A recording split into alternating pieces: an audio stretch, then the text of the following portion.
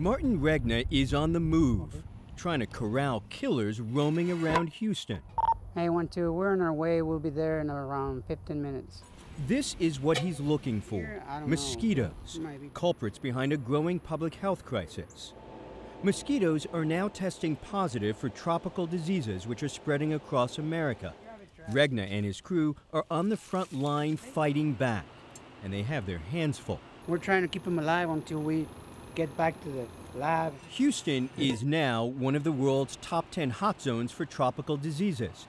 That's why Regna is out every day, checking some of the county's 268 mosquito traps. Why are these mosquitoes enemy number one for you? Because they are the ones that cause these illnesses. And these illnesses are serious. They are serious. Illnesses you're more likely to associate with sub-Saharan Africa than Houston, Texas. Ascariasis and hookworm infection and schistosomiasis, elephantiasis, river blindness, Chagas disease, leishmaniasis. I can say them faster than anybody. These are names most people could barely pronounce, That's right. let alone has any knowledge about what they do. That's exactly right. I call them the most important diseases you've never heard of. All of the bottom billion, the billion people in the world who live on no money, has at least one of these neglected tropical diseases. Including 12 million Americans, nearly all undiagnosed, according to Baylor College's Dr. Peter Hotez, one of the world's leading experts in neglected tropical diseases.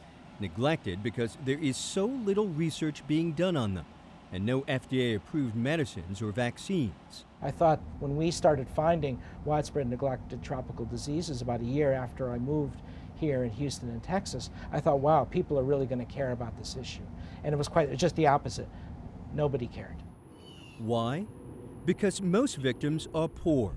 Not exactly the ideal demographic for big pharma, says Dr. Hotez.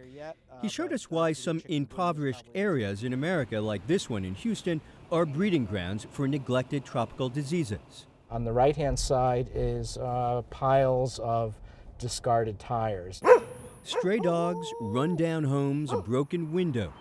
Heaven for disease-carrying bugs. What you'll see on the bottom here on either side of the street are these big drainage ditches that fill up with water. These provide perfect breeding grounds. While they're considered diseases of poverty, they're also perceived as an immigrant problem. And that needs to change, says Dr. Hotez. We've got to get over this mentality that these are not diseases that are coming across our southern border. They're, for the most part, diseases where we're having transmission here in the United States. Case in point, Candace Stark, born and raised in Texas. I did not live in a mud hut. I live right here in Texas. I grew up in a brick home. I don't live in poverty. I've never even been on a cruise, so I've never left and went to another country. And yet I have Chagas. Chagas is blood-borne and causes heart disease. It can go undetected for decades. 2 years ago, Stark happened to learn she had it after donating blood. What did the doctors tell you? Well, that's kind of hard because the doctors don't tell me nothing. The doctors here in Texas do not know what Chagas is. I went to an infectious disease doctor for my medication. He had never treated anybody with the disease. The doctor had never treated anybody with this condition? No, no. Stark doesn't know when she got it, but she knows how. You know that you must have come into contact with some kind of so-called kissing bug. That's right. That's right. I mean, sometimes a kiss isn't just a kiss. And no, it's not. This is a deadly kiss. Typically found in most of Latin America, kissing bugs are now popping up in the U.S. and spreading Chagas. The CDC estimates 300,000 people in America have the disease, a number considered to be grossly underestimated by Dr. Hotez's team at Baylor. Here, they're studying the bugs as part of research into Chagas. It's huge. Yeah, it's huge. Imagine that being on your face at night while you sleep. It can either bite close to your lips. Is that where it tries to go? Is it trying to get to your lip? Yeah, it will actually go towards your lip, and that's why it's called a kissing bug. The bug carries parasites, those fast-twitching objects you see, which enter the bloodstream and eat the cells surrounding the heart. A third of its victims will develop heart disease. This is a mouse heart with Chagas. See how it's dilated? And remember, it stops beating. Oh my goodness. And the point is, this is not a rare disease. 9.4 million people living in poverty have Chagas disease. Frustrated by the lack of attention these diseases are getting, Hotez helped establish the National School of Tropical Medicine at Baylor, the only one of its kind in North America. With financial backing from nonprofits, including the Gates Foundation, the doctor and his team are doing what Big Pharma isn't. So what happens in here, doctor? So, Michael, what we're doing is we're making vaccines. So far, they've made 6. They are still in the testing phase, but showing promise. But Hotez says it's still a fight to get the word out about these chronic and debilitating diseases. Most of these people have no idea that they're living on the front lines of this. Yeah, I mean, the level of awareness of the neglected tropical diseases, not only among people, but also among physicians and healthcare providers, is close to zero. Hotez warns the effects of these tropical diseases go beyond the physical. There's a huge social cost as well. But they actually cause poverty. And they cause poverty because they make people too sick to go to work. And there's this. They actually shave IQ points off of kids. They actually reduce intelligence and cognitive abilities among kids. And no one, not parents or teachers, are the wiser.